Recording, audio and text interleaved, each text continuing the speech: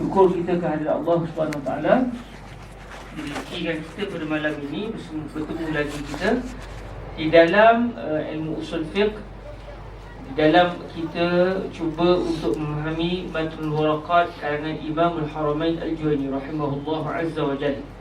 Pertemuan-pertemuan sebelum ni kita telah membicarakan tentang usulul fiqh. Kerana Imam Haramain sebut hadhihi waraqatun tashtamilu ala ma'rifati usul min usulil fiqh.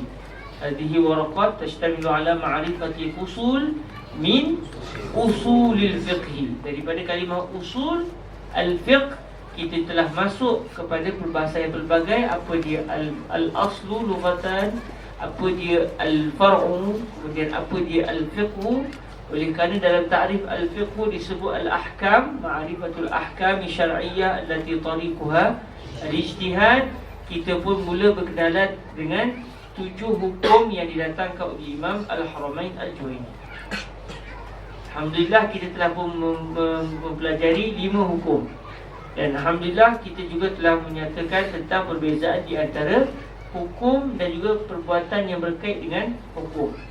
Kita sebut wajib bukan hukum. Wajib adalah perbuatan yang berkait dengan satu hukum, yang nama hukum tersebut adalah al-wujub. Contoh al-wujub apa dia? Wa aqimus shalah. Contoh al-mandub ataupun al-mustahab. Al-mandub bukan hukum. Hukum kepada al-mandub adalah an-nadbu. Al-mubah. Al-mubah bukan hukum. Hukum kepada al-mubah adalah al-ibahah. Alhamdulillah al-mahzur seperti dengan al-haram bukan hukum, tetapi hukumnya dinamakan sebagai al-hurmah ataupun al-hurmah ataupun al-hazr. Al-makruh, makruh bukan hukum. Hukum kepada makruh namanya al-karahah.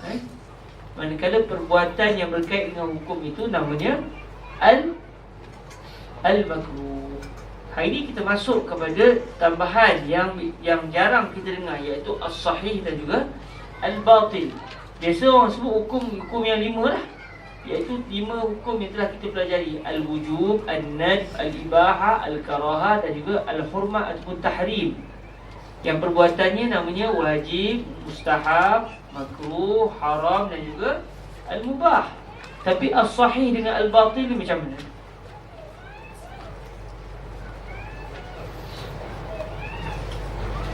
Okey, kata Imam Al-Haramain Al-Juwayni rahimahullah azza wa jal, was-sahihu ma yata'allaqu bihi an-nufuz wa yu'taddu bihi. Ma ay fi'lun. Ma di sini maksudnya adalah segala perbuatan. Maksudnya sahih bukan hukum. Hukum kepada as-sahih namanya apa? As-sihhah. Itu ijtihad tu dah betul As-sihhah. As-sihhatu. As-sihhatu. As-sihhah. Hukumnya nama as-sihhah. As-sihhah. Manakala perbuatannya dinamakan as-sahih. Ma ay kullu fi'lin. Ma di sini maksudnya semua perbuatan.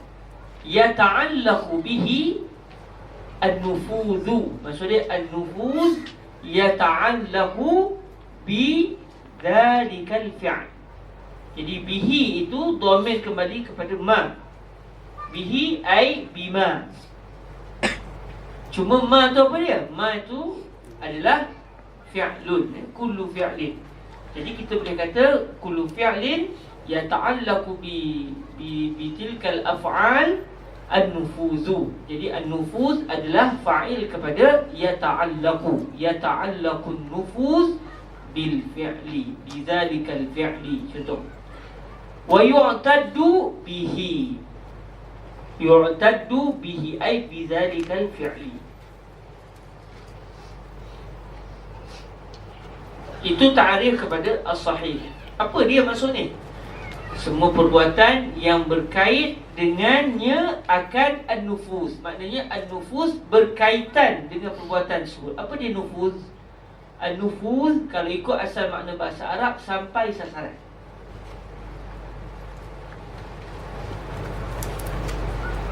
Nafaza as-sahm. Nafaza as-sahm. Anak panah sudah sampai kepada sasaran. Nafiz. As-sahmun nafiz. Anak panah kena kepada sasaran. Jadi sampai kepada sasaran itu asal makna an-nufuz. Masdar daripada perbuatan nafad. Nafad nufuz. Maknanya as-sahih ni apa? Sebarang perbuatan yang sampai kepada sasaran yang diinginkan. Kita sembahyang tujuan ni untuk apa? Apa tujuan kita sembahyang? Supaya sembahyang kita sah, supaya sembahyang kita diterima syarak, sembahyang kita cukup syarat. Kita sembahyang supaya Allah terima. Bila kita sembahyang cukup syarat, cukup rukun, akhirnya sembahyang kita telah sampai kepada sasaran yang diinginkan, iaitu sembahyang kita sudah dianggap okey oleh syariat, sampai kepada sasaran. Tapi kalau kita sembahyang tak baca Fatihah, tak sampai sasaran, maknanya dia la yata'allaqu bihi nufuz. Tapi kalau sembahyang tu sampai sasaran, dinamakan yata'allaqu bihi nufuz. Okey? Jual beli. Apa tujuan saya beli barang ni? Contoh, sahabat ada satu pen, saya minat. Saya kata saya nak beli pen ni, boleh? Seorang di kalangan pemilik pen kata boleh, dengan harga $50. Wow, mahalnya. Jangan buat main. Pen ni telah digunakan secara 3 generasi, dengan sanad bersama sampai ke belakang tua. Contohlah kan. Jadi pen ni dia ada unsur sejarah. Nak beli, ni murah ni $50. Akhirnya kita pun terpedaya dan kita pun beli. Rupanya pen tu baru dibuat 2-3 tahun lepas. Sampai ceritanya sampai ke hang tua. Saya pun beli pen tu. Apa tujuan saya beli pen? Supaya saya dapat guna pen ni, dan saya boleh jual pen tu lepas tu kalau saya nak. Saya boleh bagi hadiah dekat orang. Jadi tujuan saya beli supaya pen itu bertukar milik daripada pemilik asal kepada saya. Apabila cukup syarat dan rukun jual beli, akhirnya pen tadi yang asal bukan milik saya sampai kepada sasaran yang diinginkan, iaitu sampai menjadi milik saya. Jadi ketika itu kita kata hadzal bai' nafi. Okey? Jadi apabila sebarang perbuatan itu sampai kepada sasaran yang diinginkan oleh syarak, maka dinamakan sebagai sahih. Wa yu'taddu bihi. Yu'taddu bihi.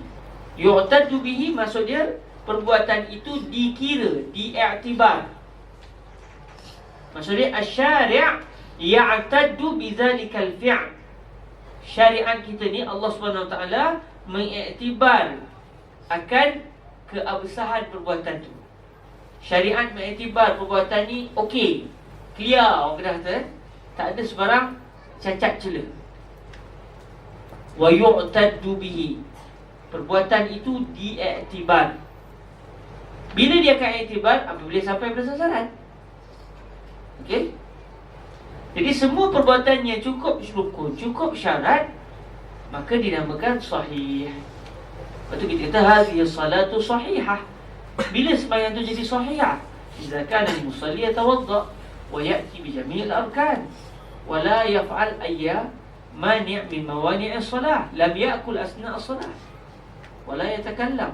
Qul alhamdulillah rabbil ya akhi, iftah al-bab ar-rahman ar-rahim. Ya akhi, أنا أصلي يا أخي الصوت بس إياك نعبد وإياك نستعين، ولا الصلاة صحيحة؟ لا. لماذا؟ لأنه فعل فعلا منع صحة الصلاة. Bila dibuat perbuatan yang menghalang daripada sembahyang itu sah, maka tak sampai pada sasaran. Bila tak sampai sasaran, syariat tidak iktibar, maka tidak dinamakan perbuatan itu sahih. Jadi as-sahih adalah sebarang perbuatan yang sampai kepada sasaran. Maksud sampai sasaran apa? Cukup syarat, cukup rukun, dan tidak berlaku sebarang perbuatan yang menghalang perbuatan itu diiktibar oleh syarak. Jadi apabila begitu suasananya, perbuatan itu namanya sahih. Lawan kepada sahih adalah batil.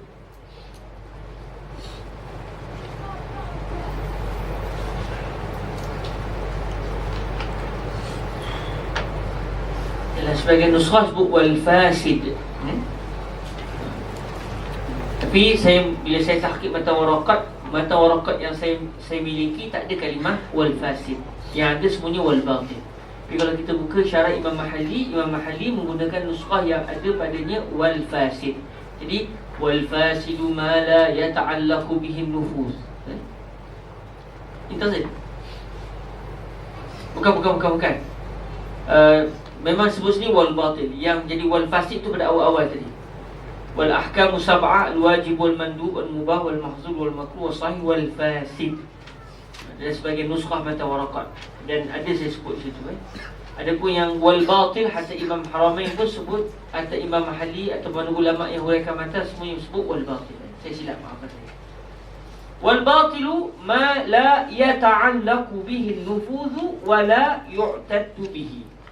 Maknanya kalau kita faham apa dia sahih, faham tu apa dia fasid ataupun batil. Fasid dengan batil sama makna, sama makna. Boleh kita sebut batil, boleh juga kita sebut fasid. Sama makna dari segi usul fiqh kita lah, usul fiqh mazhab Syafi'i. Kalau mazhab Imam Abu Hanifah dibezakan fasid dengan batil. Tapi dalam mazhab Syafi'i kita, kalau buka kitab fiqh, batil fasid sama makna. Apa dia batil? Lawan kepada sahih. Kalau sahih adalah sebarang perbuatan yang sampai pada sasaran, maknanya fasid ataupun batil adalah sebarang perbuatan yang tak sampai kepada sasaran. Sebab apa tak sampai tu? Sebab tak cukup syarat contohnya. Atau syarat cukup tapi tak buat rukun. Atau rukun elok dah, tiba-tiba buat benda yang membatalkan perbuatan tersebut. Sembahyang elok dah dulu, cukup datang syarat rukun apa semua, tapi sambil sembahyang tu dia sambil makan KFC. Malaysia naga orang sambil alhamdulillah hati maya cakap tu, maka batal sembahyang. Jadi tidak sampai sasaran. Apabila ia tidak berkait dengan sasaran, sampai pada sasaran, dinamakan batil. Kalau sampai pada sasaran, dinamakan sahih. Bila tak sampai sasaran, la yu'tadu bihi, tidak diiktibar oleh syarak perbuatan itu. Tak cukup rukun, tak cukup syarat, syariat akan kata perbuatan ini tidak aku terima. Tidak, seperti tidak wujud. Walaupun kamu buat seperti tidak wujud, kena buat sekali lagi. Kalau perbuatan tu fardu lah.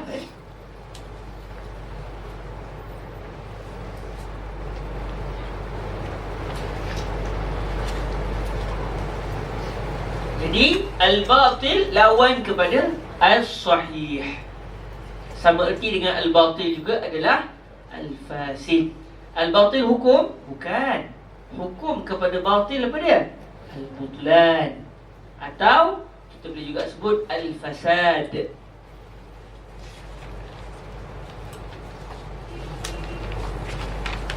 Contoh. Apa contoh al-batil? Sembahyang yang tidak ada Fatihah, yang tidak dibacakan Fatihah. Lepas angkat takbir tu dia Bismillahirrahmanirrahim, Alif Lam Mim Shad. Terus Alif Lam Mim Shad tu yang kau Alif Lam Mim saja, tambah Shad maknanya dia tak baca Fatihah. Lepas tu dia pun baca lah banyak alam. Okey, sonok lah dia. Tiba sembahyang ni macam mana? Kita nak kata apa? Hazihi salah fasidah. Atau naqul aidan hadhihi salatu batilah. Baik, ma hukmuhu? Ma hukmu salah ini izin? Kita kata hukum sembahyang ini adalah butlan. Contoh dia apa? Apa saya spesifiknya? Qaulun Nabi alaihi salatu wassalam, la salata liman lam yaqra bi Fatihatil kitab. Jadi salat adalah batil. Hukum kepada salat saya terperincinya adalah sabdaan Nabi, la salata liman lam yaqra bi Fatihatil kitab. Tidak ada salat yang tidak dibaca padanya Fatihatul kitab, iaitu surah Al-Fatihah. Maknanya hukum yang berbunyi la salata liman lam yaqra bi Fatihatil kitab berkaitan dengan satu perbuatan, iaitu orang sembahyang tak baca Fatihah. Jadi sembahyang tak baca Fatihah, perbuatan ini namanya batil. Okey, namanya batil. Okey, hukumnya apa? Hukumnya dalam kategori besar kita kata al-butlan ataupun al-fasad. Okey, apa secara tepatnya apa? Secara spesifiknya sabda Nabi sallallahu alaihi wasallam, la salata liman lam yaqra bi Fatihatil kitab. Satu orang dia berwuduk cukup rukun. Wuduk tadi namakan apa? Wuduk itu namakan as-sahih. Hadzal wuduk sahih. Sebab apa? Sebab yata'allaqu bil wudu' an-nufuz wa yu'taddu bihi. Apa hukum dia? Qaulullah ya azza wa jal, ya ayyuhalladzina amanu idza qumtum ila shalah faghsilu wujuhakum wa aydiyakum ila al-marafiqi wamsahu bi ru'usikum wa arjulikum ila al-ka'bayn. Wa arjulakum ila al-ka'bayn. Qiraatan. Jadi ayat ini menjadi dalil, ataupun kita kata ayat ini adalah al-sahih, as-sihhah. Ayat ini merupakan hukum bagi sembahyang, iaitu berada dalam kategori besarnya al-sihhatu. As-sihhatu. Sembahyang, bukan sembahyang, wuduk Wuduk pula apa dia punya status, apa namanya? Wuduk yang cukup rukun tadi namanya as-sahih. Jelas semua? Okey, alhamdulillah. Setelah kita tahu apa dia as-sahih dan juga al-batil, sebagai tambahan, para ulama kenapa tak sebut yang macam Imam Haramain sebut? Banyak para ulama kita sebut 5 je, tak sebut sampai 7.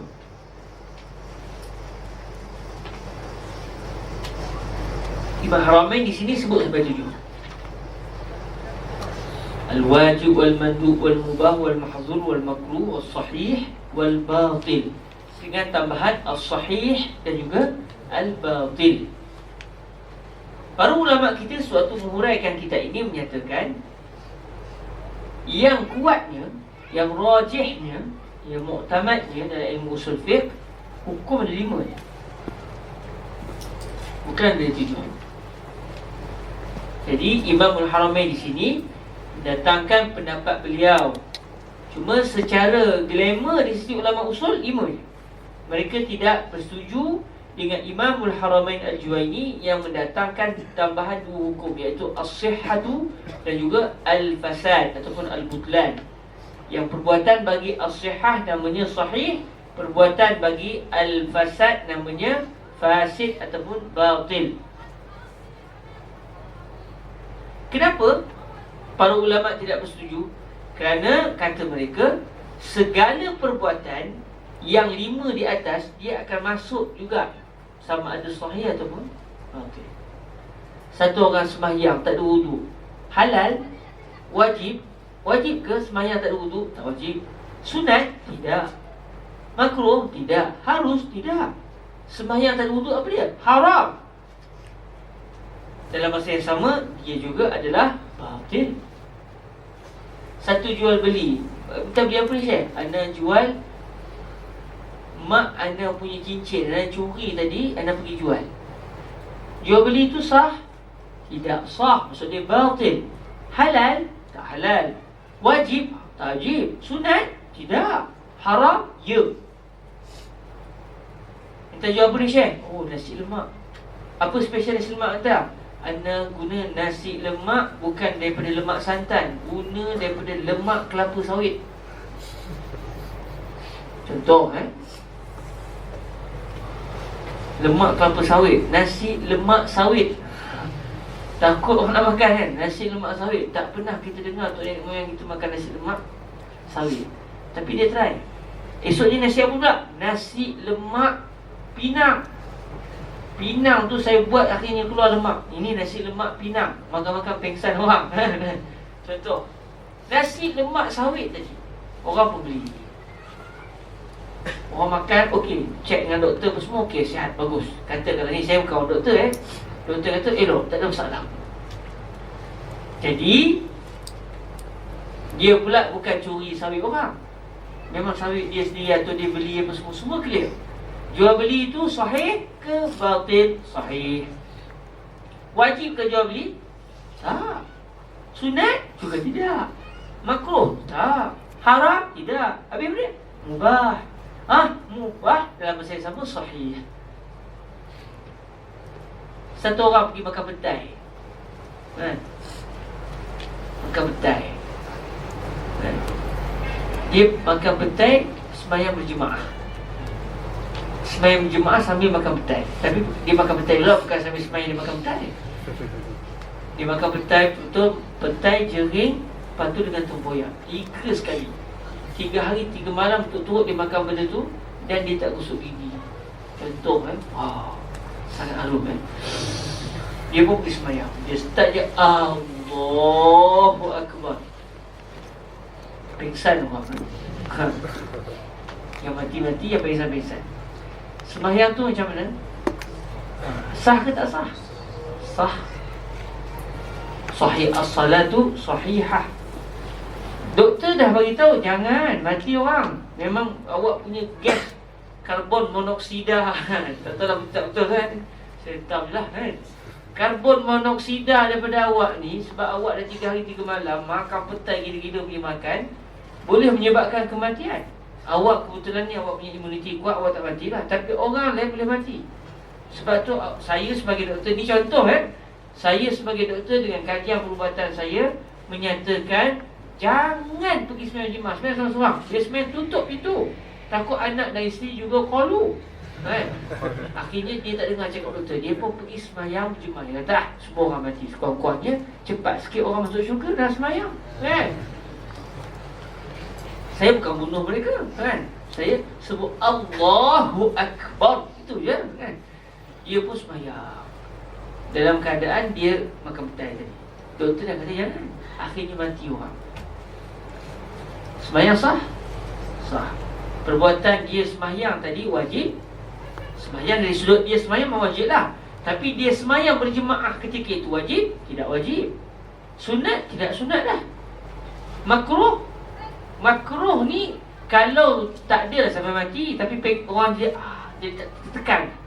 Tapi isunya sekarang memang doktor dah kata awak ni dah tengok gas awak dahsyat, mati orang.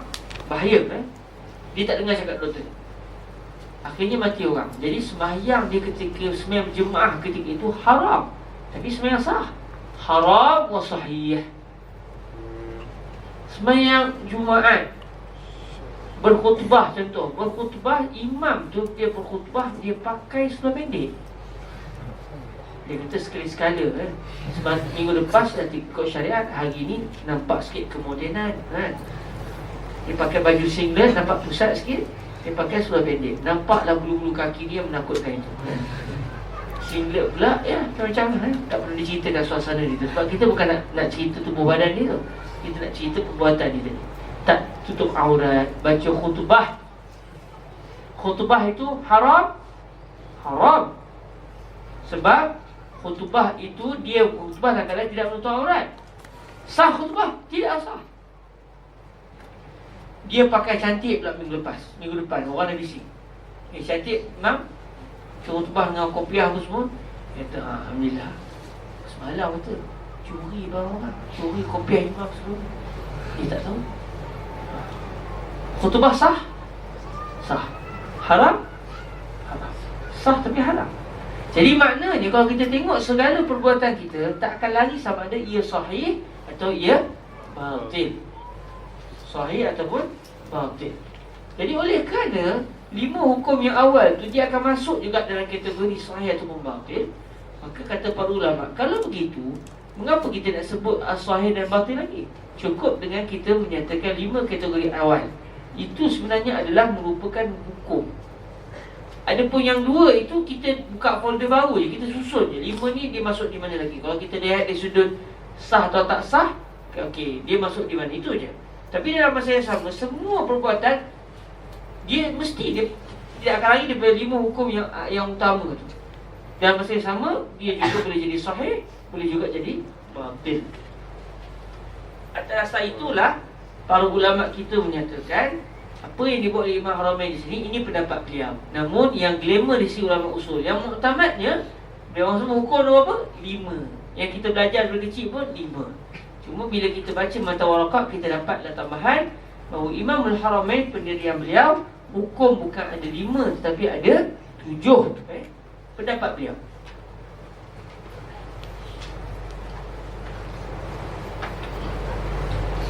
Selesai. Alhamdulillah, selesailah kita membicarakan tentang 7 hukum yang difahami daripada asalnya ta'rif al-fiqhu.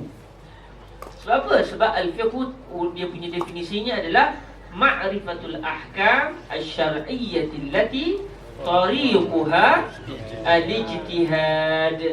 Ma'rifatul ahkam asy-syar'iyyah. Oleh kerana ada didatangkan kalimah ma'rifatul ahkam asy-syar'iyyah, maka dari sudut itu kita pun datangkanlah ta'rif 7 hukum yang diinginkan di dalam ta'rif al-fiqh. Selesai. Clear semua? Kita nampak di mana asal punca bincang sebab apa? Isunya 2 kalimah, usul dan juga al-fiqh. Daripada fiqh kita lebarkan lagi. Nak katanya pada sahabat yang dirahmati Allah, ilmu ni dia begitu. Jangan kalau ada benda yang kita boleh kaji, kita halang. Buat apa baca panjang-panjang, yang penting tahu sikit cukup dah. Dah. Orang yang dia menuntut ilmu, dia tidak akan kenyang. Sebab tu kata para ulama kita, 2 orang tak akan kenyang, talibul ilmi wa talibud dunia. Orang yang tak kenyang ni selama-lamanya siapa dia? Orang yang cari ilmu. Dia cari nak lagi. Dia tak ada istilah tension dah tak nak mengaji dah. Kalau dia tension, dia bukan talibul ilmi yang sebenar lah tu. Dia sekadar boring-boring, geli-geli lah, sekadar geli-geli dia belajar. Tapi kalau dia betul-betul sebagai talibul ilmi, sampai mati dia akan belajar. Sampai mati dia akan belajar. Itu talibul ilmi. Sama juga dengan talibul dunia. Dia tak akan kenyang. Dulu dia ada 1,000, tak puas hati, dapat 10,000, tak puas hati lagi. 1,000,000, tak puas hati, sikit je. Bila 1,000,000 belanja macam-macam dah. Kalau masih miskin dulu, satu hari makan nasi lemak biasa-biasa. Dah duit banyak, tak nasi lemak biasa. Nasi lemak daripada kelapa sawit, lain kan. Kalau dulu telur goreng, sekarang bukan telur goreng dah, telur apa telur yang digoreng dengan daging contoh, sudah lain kan. Dulu nasi lemak, sekarang sudah nasi basmati lemak. Lain lah, dia punya keperluan dah lain kan. Dulu biasa makan restoran Nur Malaysia, sekarang tak main Nur Malaysia dah. Dia sudah pergi ke restoran yang lebih besar. Semuanya hotel kan. Jadi tak puas sebab dia nak lagi. Bila dia berhenti, dia akan berhenti juga. Bila tiba-tiba dah qalu. Bila dah qalu, dia tak speak, ketika tu dia dah tak nak cari dah. Dia sudah takut. Alhaakumut takatsur hatta zurtumul maqabir. Ya'azubillah min zalik. Allahumma ja'alna minal awwalin wa la taj'alna minat ta'ifatil ula. Amin. Wa la taj'alna minat ta'ifatis tsaniyah. Ja'alna minat ta'ifatil ula wa hum talabatul ilmi la minas tsaniyah wa hum talabatud dunya. Allahumma amin. Selesai kita bincang tentang usul dan juga al-fiqh, dan kita dah tahu apa dia al-fiqh secara puas hati. Ma'rifatul ahkam syariah, apa dia al-ahkam syariah, 7 hukum. Kita dah tahu semua alhamdulillah. Yang cara nak tahunya secara ijtihad, bukan secara dalil yang jelas. Akhirnya Imam Muhammad nak bagi tahu kepada kita supaya kefahaman kita lebih jelas. Mari kita buat perbandingan. Sebab satu benda kalau dibandingkan dengan satu benda yang lain, kita akan nampak lebih jelas. Apa dia ta'rif manusia? Manusia adalah haiwan natiq. Contoh, apa beza manusia dengan, apa hubungan manusia dengan lelaki? Lelaki bukan manusia. Manusia, tapi bukan semua manusia lelaki. Macam mana tu dia menyebabkan bila kita bandingkan satu benda dengan satu benda, dia akan menyebabkan kefahaman kita terhadap ta'rif lebih jelas. Manusia haiwan natiq, semua manusia haiwan natiq, tapi bukan semua.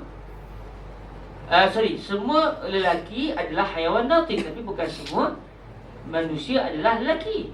Sebab ada perempuan.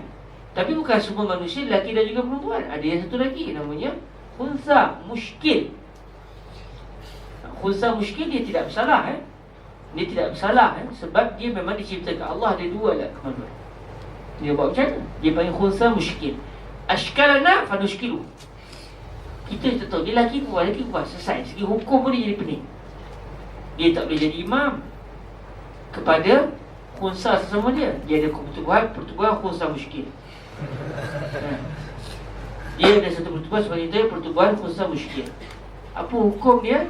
Dia nak sembahyang Jumaat. Bolehkah salah seorang jadi imam? Tak boleh.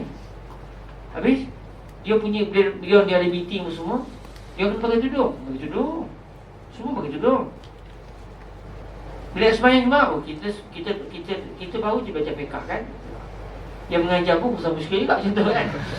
Yang mengajar pun kita dah belajar fiqh, alhamdulillah. Oleh kerana kita dah belajar fiqh, kita semua kebetulan dia khusus muskil. Bukan kita lah, orang tu lah kan. Jangan salah faham lah ya. Alhamdulillah saya dah anak semua clear kan. Tidak muskil lah jangan salah faham. Orang tu kata, okey, kita semua geng-geng Ustaz Muskil dan kita pun tahu segi hukum tak boleh jadi imam, seorang tak jadi imam. Sebab takut jadi imam tu perempuan, yang jadi imam lelaki. Secara hakiki kita tak tahu. Jadi kita semua sembahyang secara orang kata apa, secara masing-masing. Boleh bersalam, tak ada salam.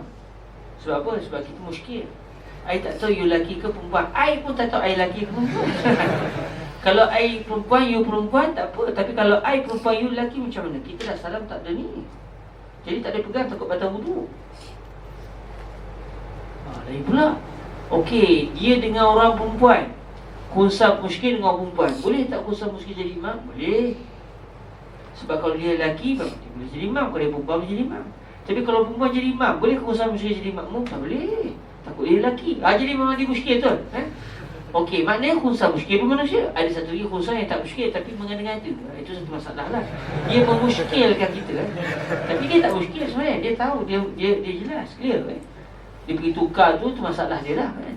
Yang ni memang dia lah bertambah benda sebab hukum dia tetap hukum asal. Kalau dia tu jantan, tetap dia jantan. Dia bertudung, tetap dia jantan Wajib sembahyang Jumaat. Kalau bercumur tubah pun boleh tapi haram pakai tudung Tapi tak apa, itu cerita lain Okey. Jadi bila kita bandingkan insan dengan lelaki, dia akan menyebabkan kita akan lebih terbuka kita punya minda. Sebab kita mula membandingkan. Jadi sebab tu membanding-bandingkan satu benda dengan satu benda tu dia mencambahkan ilmu. Jadi Imam Rabi menggunakan konsep tu. Wal fiqhu akhassu minal ilm. Fiqh yang takrif dia ma'rifatul ahkam syar'iyyah allati tariqu al-ijtihad. Jom kita bandingkan dengan benda yang berkaitan. Apa dia? Okey. Fiqh dengan ilmu beza ke tidak? Semua fiqh ilmu, semua ilmu fiqh ke macam mana? Dia buat perbandingan supaya kita nampak lebih jelas. Sebab kita membandingkan satu benda dengan satu benda yang lain. Perbandingan ni dia menyebabkan kita akan terbuka kita akan matang ilmu kita. Ini manhaj ulama dulu suka banding-banding. Wal fiqhu akhassu min al-ilmi. Imam Rabi sekarang membandingkan al-fiqhu dengan al-ilmu. Sedangkan dalam aturan perbahasan kita tak ada isu pasal al-ilmu. Isu kita hanya dua, al-usul dan juga al-fiqh. Tak ada pun al-ilmu. Dalam ta'rif fiqh pun dalam yang diatas oleh Imam Rabi tak ada kalimah al-ilmu. Dia sebut ma'rifatul ahkam, tak sebut al-ilmu. Kalau buka kitab lain disebut dah al-ilmu bil ahkam syar'iyyah tu semua. Tapi ta'rif fiqh Imam Haramain ma'rifatul ahkam, tak didatangkan kalimah ilmu. Baik tak? Kalau tak tahu pun tak kisah sebab asal fokus kita dua benda tadi. Al-ilmu dan juga al-fiqh dan juga usul. Usul dan juga fiqh. Tapi sekarang kita nak supaya kita lebih jelas, mantap terhadap pengetahuan kita kepada al-fiqh, kita bandingkan apa hubungan di antara fiqh dan juga al-ilmu. Lalu Imam Haramain menyatakan wal fiqhu akhassu minal ilmi. Fiqh dia adalah lebih khusus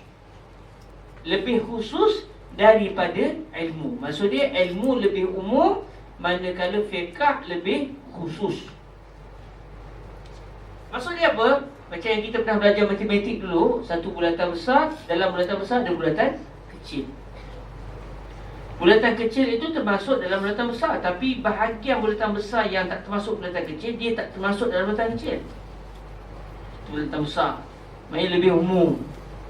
Dalam umum tu ada benda khusus. Semua benda khusus adalah umum, tetapi bukan semua benda umum termasuk dalam benda khusus tadi. Semua fiqh adalah ilmu. Fiqh bukan ilmu ke? Ke fiqh bola? Bukan. Fiqh adalah ilmu pengetahuan, maksudnya dia adalah ilmu. Tapi adakah semua ilmu adalah fiqh? Kita belajar apa sih? Fiqh. Besok fiqh. Semuanya fiqh. Memang semua ilmu fiqh. Lain intan.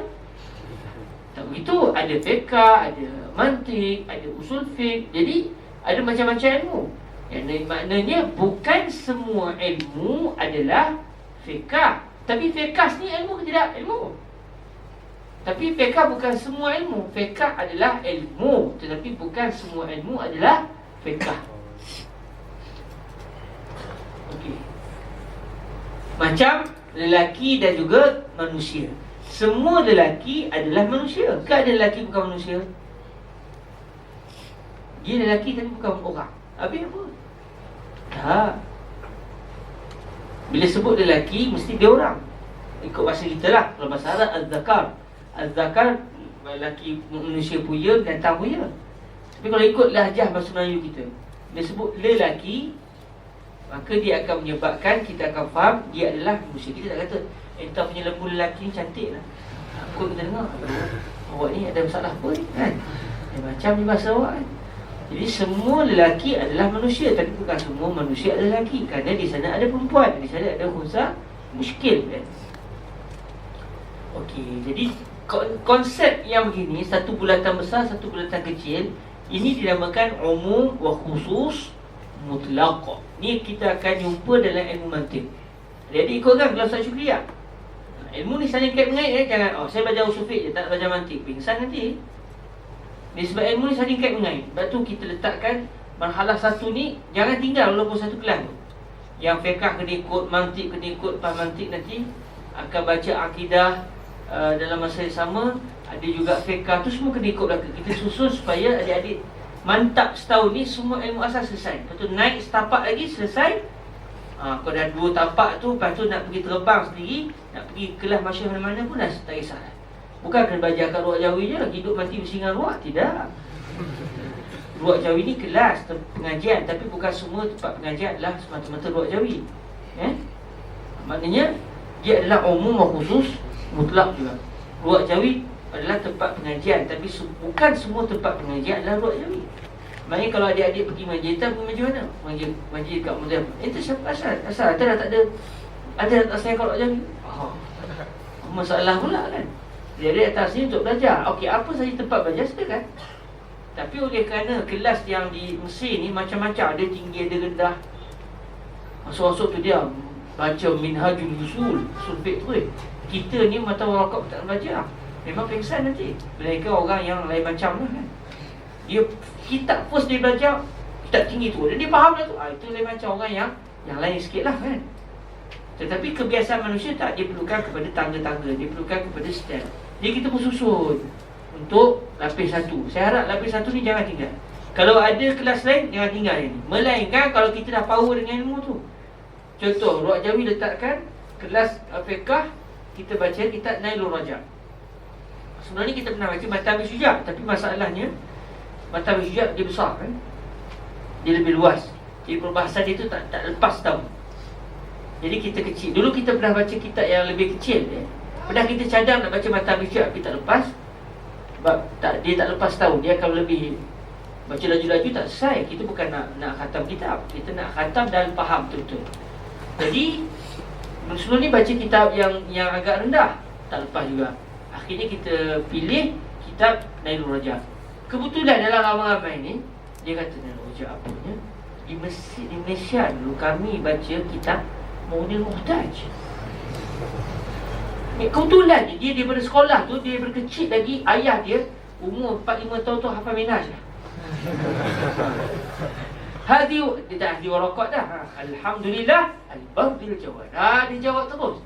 Alladhi jalat ya'muhu anil ihsa' bil hadad. Kecil dia apa? Dan ayah dia pun tanya soalan pun semuanya kaitan apa kata Imam Nawawi.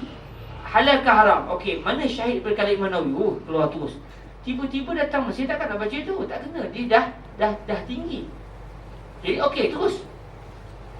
Buat apa ikut kelas ni Rajab? Sebab dia dah tinggi. Daripada Malaysia lagi, dia dah main dengan Ibnu Aqil. Kita letak di Ruak Jawi baca kita apa? Tuhfatus Saniyah. Tuhfatus Saniyah apa? Dia dah main Ibnu Aqil. Okey, terus. Tak ada sikit pun Ruak Jawi tension, budak-budak tak dengar cakap, tidak taat, tak ada istilah itu. Okey. Jadi Kita letak semua lapis tu bagi siapa yang merasakan dia masih tidak kuat, okey, selesaikan yang ni. Lepas tu naik setapak lagi, okey, rasanya kalau dah 2 tapak kita dah naik, dah masuk tahun 3 nanti, insyaAllah adik-adik dah boleh naik tingkat tinggi. Pergilah, bertebarlah ke mana tempat sebab kita dah ada asas yang kukuh Okey, balik kepada cerita kita balik. Wal fiqhu akhassu minal ilmi. Jadi ilmu adalah lebih umum, manakala fiqh pula adalah lebih khusus. Tetapi dia termasuk dalam ilmu. Sebab ilmu ada macam-macam. Fiqh, ilmu usul fiqh dan sebagainya. Lalu Imam Haramain mendatangkan pula ta'rif ilmu. Wal ilmu ma'rifatul ma'lumi ala ma huwa bihi. Apa dia al-ilmu? Kita dah bandingkan apa perbandingan antara fiqh dengan ilmu. Akhirnya kita kata hubungan dia adalah umum wa khusus mutlak. Maksudnya salah satunya lebih kecil, cuma kecil ni termasuk dia berada dalam keluasan satu benda yang besar. Contoh di sini, fiqh kecil, dia termasuk dalam keluasan ilmu. Semua fiqh ilmu, tapi bukan semua ilmu adalah fiqh. Dah sebut tentang ilmu, jom ta'rif pula apa dia al-ilmu. Besarkan, luaskan. Sebab tu ilmu ni tak ada sepadan. Sampai mati sampai mati kita akan ni. Sebab tu kita minta kepada Allah Ta'ala, semoga Allah Ta'ala jangan keluarkan kita daripada dunia ilmu. Di mana saja kita berada akan datang, biar kita masuk dengan ilmu. Sebab kalau kita lari bidang, tinggal dah mana? Kita dah. Tapi kalau kita sampai mati dengan ilmu, mengajar, kita mungkin jadi mufti ke, masih lagi dalam dunia ilmu, mari kita akan sentiasa bersama dengan ilmu. Dan al-ishtighal bil ilmi ni adalah di antara sebesar-besar ibadah, sebagaimana yang disebut oleh Imam Nawawi dalam Muqaddimah Minhajul Talibin beliau. Okey, oleh kerana dah tersentuh tentang ilmu tadi, kata Imam Al-Haramain, wal ilmu ma'rifatul ma'lum ala ma huwa bihi. Ma'rifatul ma'lum, maksudnya ma'rifatul syai' al-ma'lum. Ma'rifatul syai' al-syai' al-ma'lum ala ma, maksudnya ala halin. Ma di sini bermaksud ala halin atau ala halatin. Ikutlah kita nak takdirkan macam mana. Ma'rifatu al-syai'il ma'lum ala al-hal alladhi hadha syai'u bi dhalikal hal. Itu dia punya pecahan domain dia. Ma'rifatul ma'lum ala ma yang mula-mula tu adalah ala al-hal. Huwa ni balik ke siapa pula? Huwa ni balik kepada al-ma'lum. Bihi, dhamir pada bihi tu balik ke siapa? Balik pula kepada al-hal. Jadi bihi ay bil hal. Jadi bihi dengan ma adalah benda yang sama. Ma dengan dhamir pada bihi sama. Huwa tu balik kepada al-ma'lum. Macam mana tahu? Iza sah al-ma'na sah al-i'rab. Bila kita takdir betul, dia lah tu. Ma'rifatul ma'lum, mengetahui satu benda yang diketahui. Apa maksud dia? Mengetahui satu benda yang mengetahui. Benda yang ketahui tak tahu apa lagi. Orang tanya soalan begitu lah. Mengetahui, pengetahuan terhadap benda yang diketahui. Maksud dia, ada satu benda, orang memang nak tahu tentang benda tu. Dianggap satu aib kalau orang tak tahu benda tu. Maka benda itu, kalau kita tahu benda tersebut berdasarkan realiti dia, dinamakan ilmu. Contoh apa? Ni apa? Besar bagi apa? Itu syai lah. Syai akhdar Betul ya jemaah? Betul. Apa gula? Teh kelat Sampai hati orang yang buat dia tak gula Kita nak gula. Sampai hati Padahal saya kata jangan buat gula Tanya kawan dia nak buh tidak? Buh tidak. Kalau buh tak minum. Kalau tak buh marah pula. Itu dia adalah benda yang mustahil. Nak suruh bubuh ke tidak? Bubuh pun tidak. Tak bubuh pun tidak. Dia masuk mustahil. Saya kata jangan bubuh lah. Tapi saya kata bersabar Misalnya orang tua kalau makan gula banyak dia jadi mati cepat. Kalau mati cepat nak khatam kitab nanti. Nak mati cepat ke nak khatam kitab?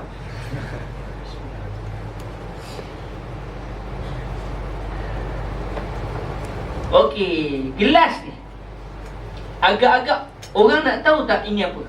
Ke orang tak kisah? Tahu ke tak tahu tak kisah? Ni gelas ni. Dia panggil apa ni? Ni dia besar bagi finjan sebab dia ada tinga dia. Mari orang Melayu lah pinggan. Pinggan kita pula merujuk kepada tabak kan. Tapi asal dia finjan. Pinggan kalau ikut lahjah orang Mesir pinggan lah. Pinggan, finjan, pinggan. Mari orang Melayu pinggan. Pinggan kita lain terus Kerja orang Arab Zai nashrab min hazal pinggan Ni finjan. Sebab apa finjan? Sebab dia ada telinga ni. Dia ada urwah. Dia ada uzun ni. Yang ni pula dinamakan apa? Kub. Sebab apa? Asal mafish uzun, mafish urwah, mafish mamsad. Dia tak ada pemegang. Tapi konsep dia sama, cuma dia ada beza. Ni untuk air panas, ni untuk air sejuk. Orang tak nak kena tahu tak apa ni? Aib tak kalau satu orang tak tahu ni apa? Aib. Jadi ini adalah dikategorikan dalam kategori al-ma'lum, iaitu allazi yurad tuliba an yu'raf. La budda an yu'raf. Aib kalau lam ta'rif hadha syai' yani. Jadi ini dia makan sebagai al-ma'lum. Ai la budda an yu'lam. Urfan Jadi apa dia al-ilmu? Pengetahuan saya terhadap benda ni, yang mana pengetahuan saya kena dengan realiti dia. Ma'rifatul ma'lum ala di sini kita boleh terjemahkan berdasarkan berdasarkan keadaan yang benda tersebut memang kena dengan keadaan dia. Kalau orang tanya saya, apa? Saya kata, ya akhi, cantik tak saya punya pen ni? Apa dia? Sekolah ni? Ni pen ni. Tengok pen ni saya ada. Saya kalau selalu minum syai, saya bila buat teh, saya akan buat dalam pen ni lah. Adakah pengetahuan saya betul atau tidak? Salah. Sebab realiti ni bukan pen. Tapi saya kata, ya akhi, saya punya gelas ni tahu tak berapa harga? RM50. Oh, mahalnya gelas ni. Baik, saya tahu ini gelas. Jadi saya tahu terhadap yang ni gelas, dan realiti memang ini adalah gelas. Maka ma'rifatul ma'lum ala ma huwa bihi huwa al-ilmu, iaitu pengetahuan yang 100% betul. Okey? Jadi al-ilmu adalah pengetahuan yang 100% betul dengan realiti.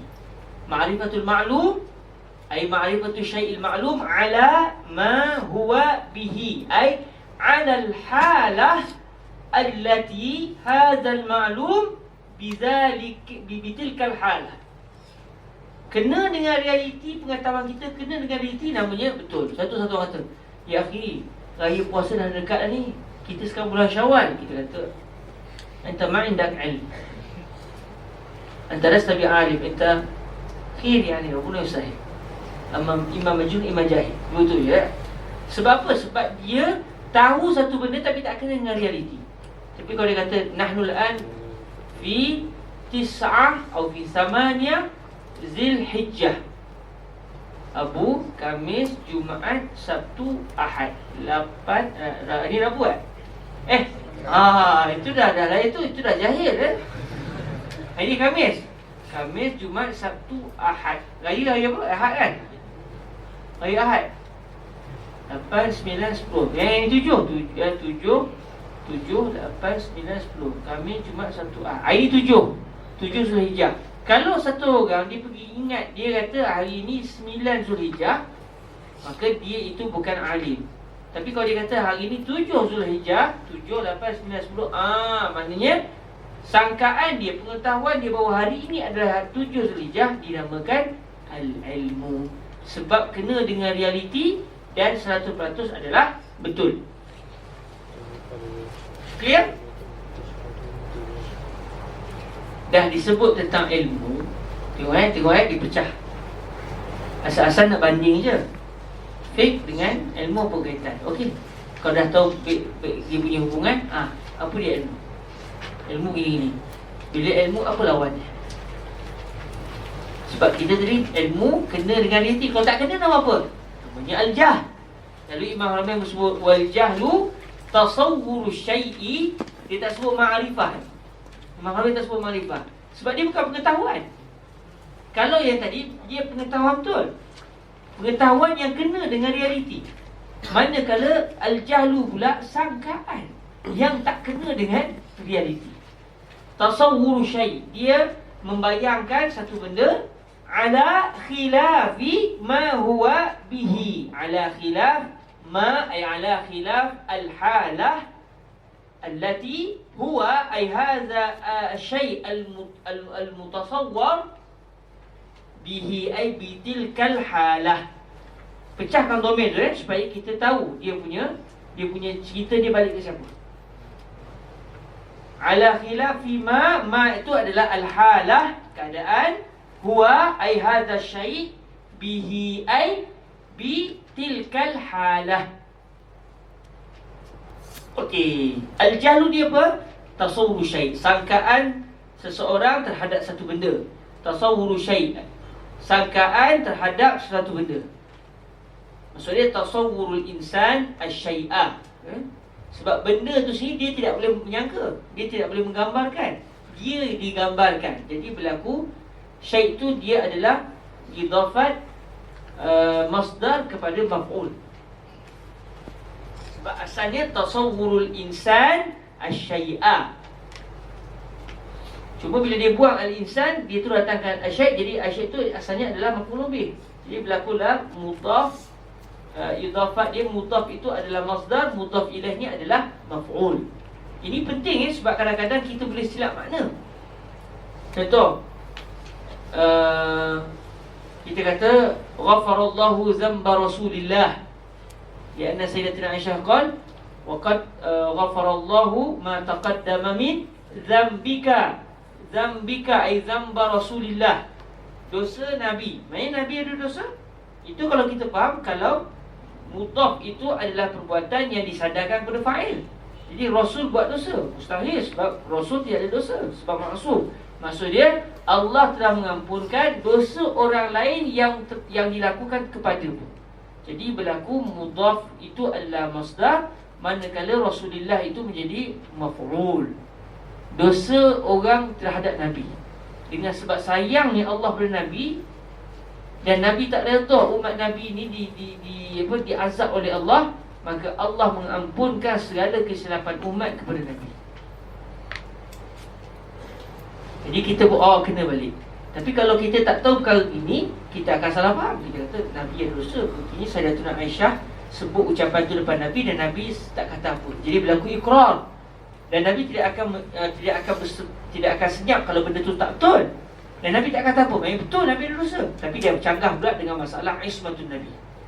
Sebab itu ilmu saling kait mengait. Kalau kita boleh bahasa Arab saja, Nabi pun ada dosa, kita tak belajar akidah. Akidah bagi tahu Nabi semuanya maksum.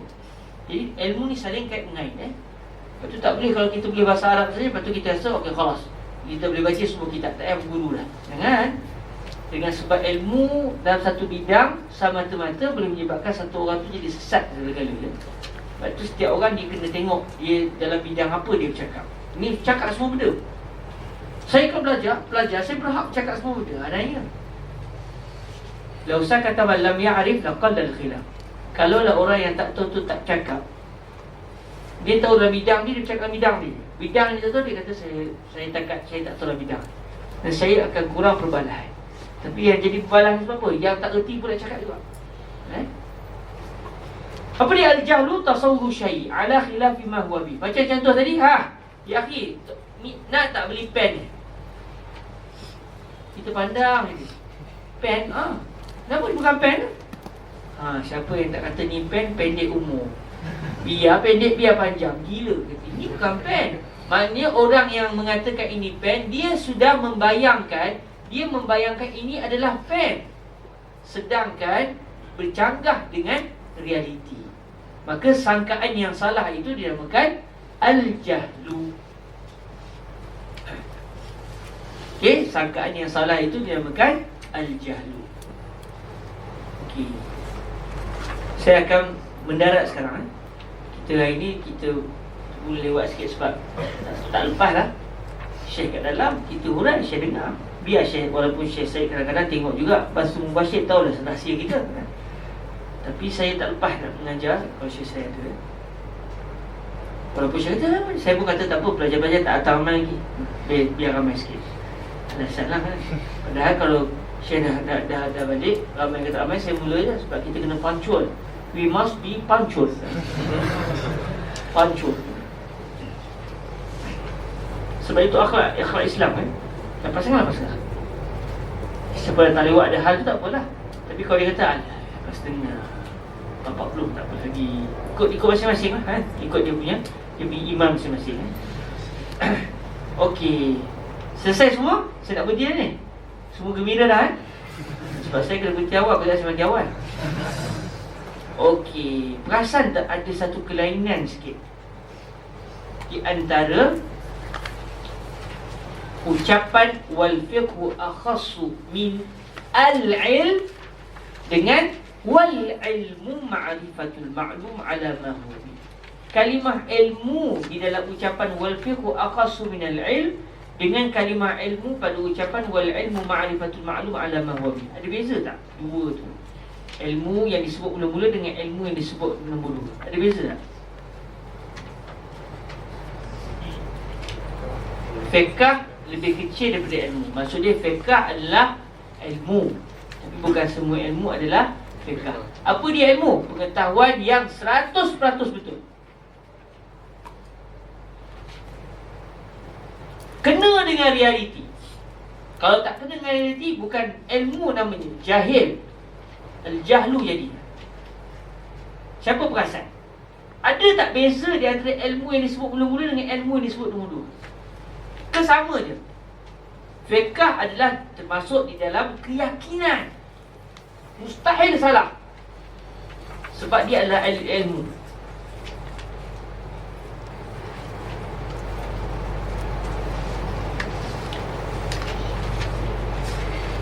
Baik, rasanya tadi ingatkan nak bagi hadiah, aku teringat. Saya buat duit semuanya besar-besar. Antara orang yang akan dinaungi di akhirat kelak adalah satu orang yang dia bersedekah dengan tangan kanan, tangan kiri tak tahu. Kan? Kata Fadilatul Syekh Sri, maksudnya dia bersedekah tu dia pun tak tahu berapa banyak dia sedekah. Dia ambil duit poket, dia terus bagi dan dia tengok berapa. Betul? Allah. Dia pun tak tahu berapa dia bagi. Sikit ke banyak ke Wallahualam. Yang penting dia seluk. Tapi sebab saya dah kira tadi. Dan saya tahu berapa. Saya ambil sekeping pun tak boleh. Sebab nak mandi kan, nak pergi mandi dekat air sukna. Jadi tak bayar lah ceritanya. Jadi ingatkan ada RM5 pun saya ingat. Kalau ada RM1 pun boleh nak bagi hadiah kan. Sebab kita ambil tarik lain lah kan. Kita bagi sedekah yang ikhlas kan. Bagi hadiah yang ikhlas. Jadi tak jadi seluk lah. Ada siapa yang tahu tak beza ni? Siapa yang perasan? Jangan malu. Orang Melayu kita kadang-kadang dia tahu tapi dia segan tawaduk. Atau dia nak cuba tapi dia takut kawan dia ketawakan dia. Yang ketawa tu pun tak kerti lah. Lebih baik senyap daripada nampak bodoh, kata orang kan. Ya, dalam ilmu tidak begitu. Biar orang nampak kita bodoh, yang penting kita nak tahu. Kami dulu ada seorang sahabat, Allah yarhamhu, Ustaz Amin daripada Kelantan. Ustaz Amin, Syekh Said Syatut bila sebut je tentang ilmu, tentang semangat belajar, Syekh akan sentuh juga kadang-kadang tentang Muhammad Amin, sahabat kami, rahimahullah azza wa jalla, meninggal dunia dah. Meninggal tahun lepas. Ajar Kelantan tengah buat master. Dah habis BA, tengah buat master. Dikebumikan di sini. Dulu saya pernah fikir nak bagi zakat kat beliau. Tengok bajunya lusuh. Orang ni badan besar sikit Tengok bajunya lusuh, seluarnya lusuh. Kadang-kadang pakai selipar, kadang selipar tercampur. Saya kata kalau saya ada duit nanti saya nak bagilah. Dia talibul ilm, dia berhak dapat zakat. Orang macam ni ada orang dapat zakat sebab dia belajar tapi dia tak belajar. Dia dapat zakat, dia lena, dia rehat, dia pergi air sunnah tiap-tiap hari. Kalau sekali tak apa-apa main, makan. Tapi buat zakat, saya talibul ilmi. Sebut saya talibul talibut ta'am. Tengok orang bagi zakat tidak? Tak bagi dah. Orang nak bagi zakat sebab nak belajar, tapi main banyak. Jadi Ustaz Amin ni gitu dia. Dia dalam keadaan dia semangat pergi belajar kat Azhar apa semua, naik bas semua. Cuma dia suka makan dekat rumah KL. Dulu rumah KL yang dekat depan rumah Penang tu, dulu ada restoran. Kadang-kadang saya nampak beliau makan kat situ. Tak apalah, biasa kan. Makan restoran bukan mahal sangat kan. Satu hari saya borak-borak dengan Allahyarham. Lepas tu dia kata ayah nak datang. Saya tanya kenapa ayah nak datang. Kata ayah nak beli rumah untuk dia. Saya tengah gerak tu boleh beli rumah. Tanya orang lain. Rupanya ayahnya orang kaya besar Tapi dia suka hidup begitu. Dia tak suka orang tahu dia siapa sebenarnya. Ustaz Amin rahimahullah ni, masa dia meninggal, Syekh Said jadi imam sebenarnya jenazah. Nangis habis kami bila hantar ke Kuwait. Ramai orang mimpi ulama-ulama kita di Azhar banyak mimpi yang baik-baik tentang beliau selepas beliau meninggal. Ustaz Amin ni masa dalam kelas, dia ada satu sikap, lantaklah orang nak kata apa, dia tak faham, dia tak jawab. Kadang-kadang saya pun tergelak juga kan. Biasalah kita bukan niat nak gelakkan orang, tapi bila kita dengar soalan begitu, tercuit juga hati kita. Ayah kita tak tahu. Dan kita pun kadang-kadang bila kita dah belajar lama sikit dengan Syekh, ada benda kita tak tahu, tapi kadang-kadang kes takabur kita tu boleh hasbilah Razali. Malu nak tanya. Nampak bodoh gitu. Biasanya sajalah buka lagi tak. Ustaz Amin tak? Ustaz Amin dia tak tahu, dia tanya. Syekh kadang-kadang Syekh pun urai. Faham? Tak faham? Kalau kita tapi tak faham tu, tapi segan. Takut Syekh kata benar je budak ni, tak ada. Sampai bila dia setiap kali tanya soalan, Allahyarhamu, Al-Fatihah.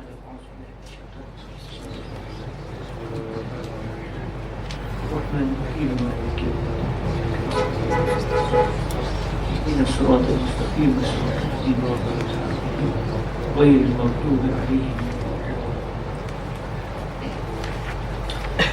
Sampai bila Syekh Said tanya, Muhammad Amin, fahim takam filmiah? Syarih filmiah Sayyidi. Taib. Syekh urai lagi. Dia berarti faham takam. Fahim tu sabir. Khalas, alhamdulillah. Sabirin khalas, sabirin filmiah kuais. InsyaAllah pada murur di sini saya tak faham bismillah. Bagi tu sekali. Orang ketawa ke orang tak ketawa, straight. Dia tak peduli orang. Ustaz Amin rahimahullah. Jadi kita pun kena jadi macam orang tu. Saya dulu jauh di hati saya kata Ustaz Amin ni akan jadi orang besar. Saya fikir gitulah dengan kerajinannya. Kuliah dapat jajidan di Al-Azhar syariah dapat jajidan, dia tak tahu kalau tak silapnya. Dan saya bila tanya pada Syekh Said, saya siapa yang, sebab saya baca mata warakat ni pelajar lama, jadi saya fikir nak serahkan kepada orang lain. Saya tanya pada Syekh Said, siapa orang yang berhak Syekh? Syekh kata Muhammad Amin. Saya kata alhamdulillah. Tapi Ustaz Amin ni handset tak ada. Dia tak ada handset. Dia ada handset call, dia tak ada WhatsApp. Handset ada tapi WhatsApp tak ada. Ke something begitulah payah nak telefon dia. Orang pun tak telefon dia sangat Dia hidup dengan dunia dia, dalam ilmu je. Masa tu bulan Ramadan, saya telefon Syekh Said. Saya kata tak apalah, kelas nanti start Syawal nanti, selalu saya tanya orang tu, tanya orang ni berapa nombor telefon, orang ni berbagi nombor tu pun silap macam-macam. Orang pun tak tahu nombor telefon dia apa. Kita pun tak pernah fikir ambil nombor telefon dia. La haula wala quwwata illa billah. Saya kata tak apalah, nanti bila masuk Ramadan, habis Ramadan, masuk Syawal, start dah kelas, jumpa dia, tanya, minta sedia mengajar ruat dia. Saya dah bincang Ustaz Nazrul, semua setuju. Saya kata Syekh Said yang cadangkan. Ustaz Nazrul kata khalas, Syekh lebih tahu siapa nak murid dia layak. Okey, masuk bulan Syawal, lebih kurang 2-3 hari macam tu, dapat berita meninggal. Meninggal kat sini, bumi kat sini. Habislah, tak sempatlah beliau mengajar di Ruak Jawiyah. Betul, ayah beliau datang ziarah pusara beliau kat sini. Okey, jadi cerita dia apa? Cerita dia jangan malu. Kalau siapa tahu jawapan, jangan malu. Selepas dibagi sejarah dengan pengalaman-pengalaman dan juga semangat, siapa yang tahu beza di antara, ada beza tak di antara ilmu yang pertama dengan ilmu yang kedua? Apa bedanya? Ilmu yang pertama, wal fiqhu akhassu minal ilmi. Jadi fikih ini kan dari pengertian fikih, ma'rifatul ahkami syar'iyyah, ma'rifatul ahkami syar'iyyah allati tarikh al-ijtihad. Al-ijtihad dia ada dua, ada kemungkinan salah dan ada kemungkinan benar. Sedangkan pengertian ilmu ma'rifatul ma'lum ala ma huwa bihi, yakni ala ilmiah, ilmu dan kebenaran 100%. Sedangkan fikih ada dua kemungkinan. Sebentar Ustaz mikrofon mana ada? Terlupa, aku takut tak dengar. Ustaz nama siapa? Itu kita dah perkenalan minggu lepas. Ustaz dari Aceh kan? Ustaz nama siapa? Aufa. Ustaz. Jadi ada dua mikrofon, yang takut. Itu belah sana. Yang di belakang sepatutnya ada, jadi kita cari dulu. Yang ni, saya belakang. Kita ada satu lagi belakang. Boleh tak Ustaz Aufa sebut sekali lagi? Bismillahirrahmanirrahim. Wal fiqhu. Sebentar, orang atas dengar saya. InsyaAllah dengar Silakan Ustaz Aufa. Bismillahirrahmanirrahim. Wal fiqhu akhassu minal ilmi. Yakni al-fiqhu berdasarkan pengertian yang disebutkan di belakang, ma'rifatul ahkami syar'iyyati allati tariqu al-ijtihad. Al-ijtihad dia bisa berkemungkinan dua, yakni bisa benar dan bisa salah. Sedangkan ilmu yang pengertian yang diterangkan oleh Imam Al-Haramain, ma'rifatul ma'lum ala ma huwa bi, yakni mi'ah fil mi'ah, yakni ilmu yang didatangkan pada kedua kali, yakni 100% benar. Sedangkan fikih bisa jadi salah, bisa jadi benar. Wallahu a'lam. Ahsan ya. Ahsan. Ini beza. Macam yang Ustaz Aufa sebut tadi kan. Jadi jazakumullah khairan. Khuz hadiah. La itu. Usul hati. Saati saya sa'utika bi hadiah. Wa in kana huwa. Takut nanti Ustaz Mudi marah kan. Sebab Ustaz Mudi bagi kat saya apa ni, molto. Ala wazni fa'ulu. Jadi saya memang bila bawa je motor nak tahu daripada Ustaz Mudi ke, saya nak bagi tahu Ustaz Mudi kecil hati. Minggu depan saya bagi pada Ustaz Aufa jangan takut. Kalau saya lupa, ingatkan saya. Kena minta Kalau tak saya minta Apa yang Ustaz Aufa sebut tu betul Sebab ilmu yang disebut pada mula-mula itu, dia bukan bermaksud pengetahuan dengan maksud ma'rifatul ma'lum ala ma huwa bihi. Tetapi ma'rifah ilmu yang disebut itu adalah dengan maksud mutlak al-idrak, semata-mata pengetahuan. Buktinya macam Ustaz Aufa sebut tadi, fiqh disebut termasuk dalam ilmu. Dalam masa yang sama, fiqh tu sendiri tak tahu betul tak betul. Mungkin betul, mungkin tak betul. Bila kita tahu betul atau tidak, bila akhirah Imam Syafi'i tanya kepada Allah Ta'ala di akhirat kelak, saya dulu gini-gini, betul ke ya Rasul? Betul ke ya Allah? Ketika itu Allah akan sebut, betul. Dan balik guru kamu yang betul, Imam Malik. Jadi setiap seorang faqih itu tak tahu. Cuma zan mereka mengatakan pendapat mereka insya-Allah betul. Berdasarkan zan, setelah melihat dari dalil berbagai, akhirnya ijtihad mereka mengatakan inilah insya-Allah hukumnya. Tetapi apakah itu yang realitinya? Wallahu a'lam. Jadi ilmu yang disebut mula-mula itu bukan bermaksud ilmu yang didatangkan selepasnya. Sebab ilmu yang didatangkan selepasnya itu adalah ma'rifatul ma'lum ala ma huwa bihi. Ai kama qala Ustaz Aufa, mi'ah bil mi'ah, mutabiq bil waqi'. Kena dengan realiti 100%. Jadi maknanya lain. Sebab ilmu yang kedua itu, kalimah ilmu ma'rifatul ma'lum ala ma huwa bihi, itu bermaksud al-yaqin, al-jazim, al-i'tiqadul jazim al-muwafiq lil-waqi'. Tetapi al-ilmu yang disebut dalam ucapan wal fiqhu akhassu minal ilm, ilmu di sini adalah mutlaqul idrak. Tak kiralah sama ada ilmu yang yakin ataupun ilmu yang bersifat zan ataupun mungkin wah. Contoh macam ilmu sejarah. Ilmu sejarah yang sampai kepada kita, contoh macam cerita-cerita. Kalau sejarah berkaitan dengan Nabi, adalah yang mutawatirnya, ada yang yang ahad, ada kisah yang mutawatir. Tapi kalau sejarah bangsa kita, orang Melayu kita, Sultan Aceh kahwin dengan Jepang, anak Jepang. Betul kan? Sultan Aceh kahwin dengan anak perempuan Jepang. Adalah bangunan apa, gunungan tu di Aceh. Mi'ah bermi'ah khabar. Okey, khabar tu mutawatir? Entah. Kalau mutawatir, kita ulat ke sanad tu.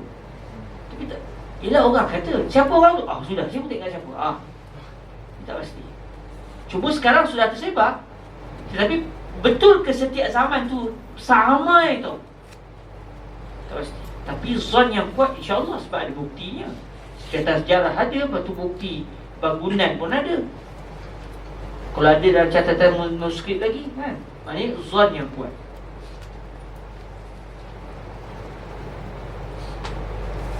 Kedah tua, sejarah Kedah tua,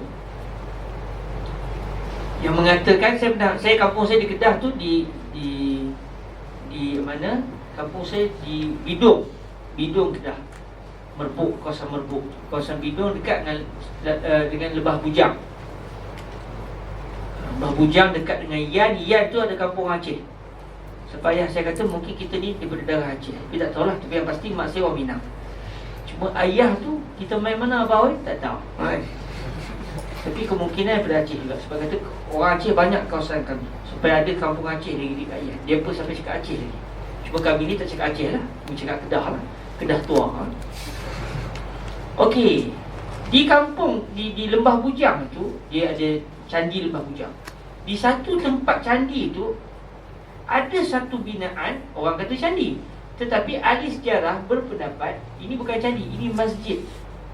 Sebab dia ada di luar bangunan tu, dia ada 3 pintu dan bangunan tu tak ada tiang-tiang semua dah tak ada dah. Sebab dia terbenam dalam tanah. Orang kali-kali tengok dia punya binaan dia. Atap tu semua tak ada lah. Tapi bila tengok tiang apa semua tu, dia ada kawasan melengkung, dia macam ada kawasan mihrab. Kemudian dia ada 3 pintu. Dan masjid orang dulu memang gitu, dia ada pintu depan, dia ada pintu belakang, kanan kiri. Kemudian di luar tu pula ada kotak persegi. Macam tempat ambil wudu. Jadi ahli sejarah sebahagian berpendapat ini bukan candi Hindu. Ini adalah masjid. Dan ditengok situ memang ini kawasan yang memang dengan melihat Kaabahnya mihrabnya kena dengan Kaabah. Dia kata ini kemungkinan besar adalah masjid. Okey, itu ilmu tidak? Ilmu sejarah. Yakin? Tak. Tapi dia bukan ilmu, dia ilmu.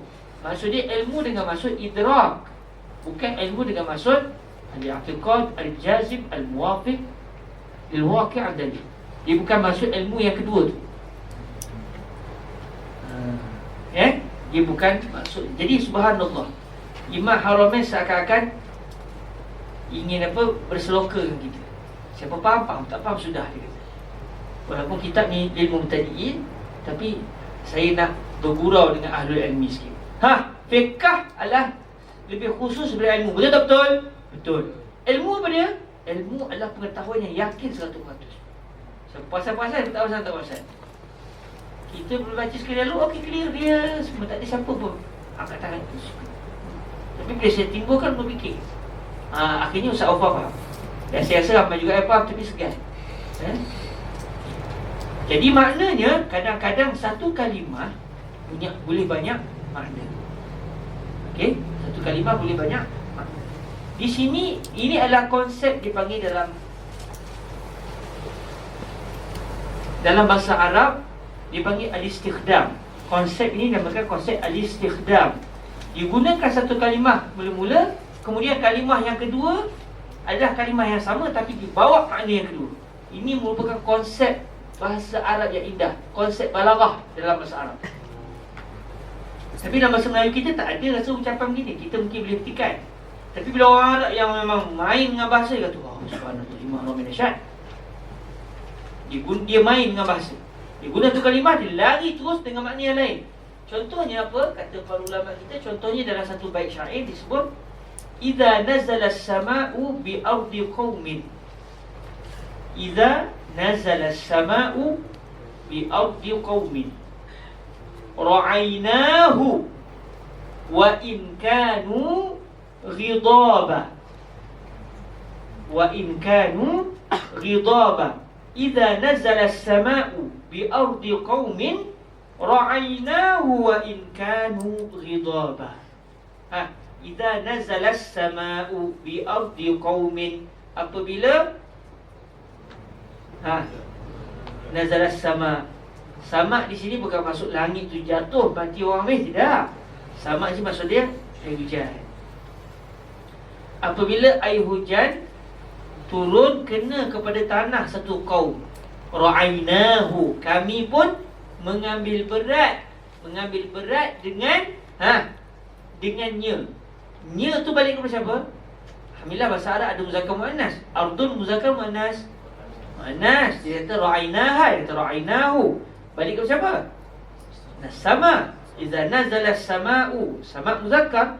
Idza nazala as-sama'u bi ardi qaumin ra'aynahu wa in kanu ghidaba. Maksudnya ra'ayna as-sama'a wa in kanu ay ashabul ard ghidaba, za'lan minna. ما فيش مشكلة. أنت زعلان مش زعلان، أنا مش مهم. أنا ما عنديش مشكلة. أنا سأستمر في الاحتفاظ بالسماء. Maksudnya apa? Jaga air hujan nak turun, lepas tu air hujan pergi mana? Meresap. Lepas tu nak jaga air hujan tu macam mana? Gali? Tak. Maksud dia, maksud kami jaga air hujan tadi bukan lagi maksud air hujan, tapi kami jaga tumbuhan yang akan terhasil daripada tanah yang diairi dengan air hujan tersebut. Keras sekalipun ahli tanah tersebut sakit hati ke? Boleh apa? Ni tak betul tak boleh, sepatutnya begitu. Tanah orang mana boleh buat lebih kurang Tapi nak katanya satu orang tu dia suka pada tumbuhan betul lah Jadi digunakan as-sama' dengan makna yang mula-mula air hujan. Didatangkan dhamir yang balik kepada as-sama' juga.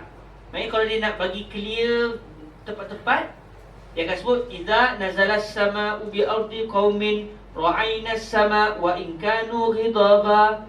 Tapi ialah sebab dia dalam bentuk syair, jadi dia kena bagi cantik tu, dia dengan darurat syair semua didatangkan dalam bentuk dhamir. Ra'aynahu ay ra'ayna as-sama'. Tapi as-sama' yang mula-mula bermaksud air hujan. Sama' yang kedua bukan lagi maksud hujan, tapi tumbuhan. Ini panggil al-istikhdam. Digunakan satu kalimah pada disebut sebanyak 2 kali atau lebih, tetapi setiap kali itu mempunyai makna yang berbeza. Contohnya di sini, wal fiqhu akhassu minal ilm. Kita pun faham al-idrak. Wal ilmu, kita pun ingat wal ilmu yakni idrak. Ma'rifatul ma'lum ala ma huwa biha. Tu kita tengok lahu makna akhar. Bawa kita lari ke makna terusnya, makna lain yang lain dengan makna yang pertama. Jadi wal fiqhu akhassu minal ilmi, dipecahkan terus. Sebab ilmu ni kita faham dari idrak, dibawa dengan makna lain pula, iaitu ilmu dengan maksud yakin. Bila ilmu dengan maksud yakin, lawannya apa? Lawan dia jah. Nanti kita akan jumpa pula di akhir-akhir nanti dengan apa dia zon, apa dia syak. Sebab tak semestinya kena 100% betul. Tak semestinya kena 100% tak betul. Kadang-kadang kita tak pasti. Betul tak betul, betul tak betul. Orang tak tahu nak buat keputusan, betul tak betul, betul tak betul. Mungkin betul, mungkin tak betul. Jadi akan berlaku zon. Dia punya kemungkinan tu, yang ni kemungkinan besar yang ni, tapi kemungkinan kecil yang ni. Jadi berlaku zon. Atau mungkin dia rasa tak tahu nak buat keputusan sebab dua-dua kemungkinan kuat. Jadi berlaku syak. Kita akan jumpa lepas ni. Tapi kenapa benda ni dibincangkan? Kerana Imam Haramain membezakan ataupun mengaitkan di antara al-fiqhu dengan al-ilmu yang pada asalnya bermaksud idrak. Dipindahkan tu kepada makna pada yang lain, iaitu ilmu dengan maksud al-yaqin. Terus kita jalan terus. Apa lagi benda yang boleh berkait? Ilmu kita akan bincang. Apa lawan dia? Al-jahlu. Apa lagi? Az-zan. Apa lagi? Asyak. Ilmu pula dengan masuk keyakinan tu ada berapa jenis? Ada 2 jenis. Ilmu daruri, ilmu muktasab. Ilmu daruri tu benda pula rimpunkan lagi. Okey? Maknanya akan dipecahkan. Tahu kita bukan kitab ni walaupun untuk mubtadi'in, main orang budak kecil zaman dulu dahsyat. Kitab ni untuk budak kecil zaman dulu kan. Tapi dahsyat kan. Kita baca pun ternganga kan. Subhanallah. Alhamdulillah ala kulli hal. Masih dah pukul dekat 10.30. Kalau saya lambat lagi berhenti, besok saya akan tengok ada seorang kawan Ustaz Amin kat Asyik. Ya Rabb, atalallahu a'marana jami'an ya Rabb. Fil khairi wal barakah wa fi taqwaka ya arhamar rahim. Okey, kita berhenti setakat ini dahulu. InsyaAllah pertemuan yang akan datang kita akan hafal matan yang seterusnya, iaitu wal ilmu daruri, iaitu pecahan ataupun pembahagian kepada al-ilmu yang bermaksud al-i'tiqad al-jazim al-mutabiq lil waqi' an dalil tadi.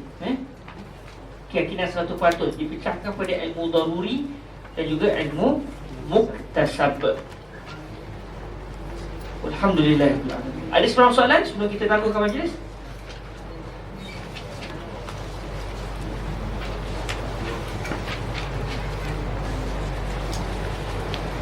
Rasanya akhwat di atas kalau nak tanya soalan boleh, sebab dia ada mikrofon. Suara di atas juga boleh dengar di bawah. Kalau ikhwan nak tanya soalan kat atas pun boleh. Cuma saya tak nampak muka. Nanti kita cubalah buat supaya saya pun boleh nampak siapa orang kat atas. Oh, nampak aku buat apa kat atas. Maksud dia buat apa kan? Maksudnya tarkis, ataupun sedang membaca, ataupun sedang kembali berehat. Ikutlah fokus saya kan? Ada soalan lain? Ada sebarang soalan? Semua clear? Semua dah rindu selawat dan Nabi? Allahumma salli afdala salatin ala as'adi makhluqatika sayyidina Muhammadin wa ala alihi wa sahbihi wa sallim adada ma'lumatika wa midada kalimatika kullama zakaraka zakiruna wa ghafala an zikrihil ghafilun. Allahumma salli afdala salati ala as'adi makhluqatika sayyidina Muhammadin wa ala alihi wa sahbihi wa sallim adada ma'lumatika wa midada kalimatika kullama zakaraka zakiruna wa ghafala an zikrihil ghafilun. Allahumma salli afdala salati ala as'adi makhluqatika sayyidina Muhammadin wa ala alihi wa sahbihi wa sallim adada ma'lumatika wa midada kalimatika kullama zakaraka zakiruna wa ghafala an zikrihil ghafilun.